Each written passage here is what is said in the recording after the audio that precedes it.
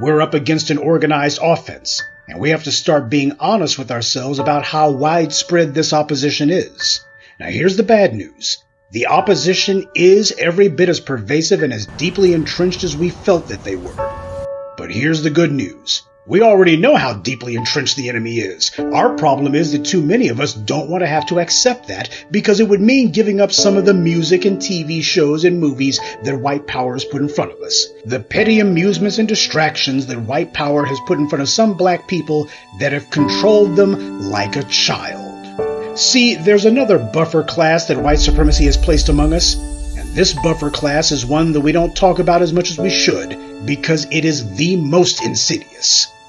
And that most insidious buffer class is you. Yes, you. Malcolm talked about that. Black people in America have allowed their minds to become the devil's workshop. We spend our time watching their TV shows and their movies, reading their books and their newspapers, and that's how they internalize their racial messages, through their so-called entertainment.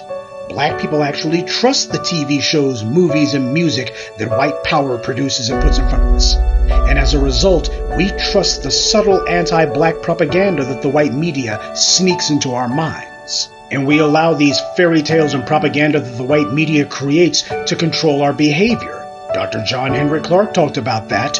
How the white media is out to control images. If they can control what you see, they can control how you see yourself. And if they can control how you see yourself, they can control what you do about yourself.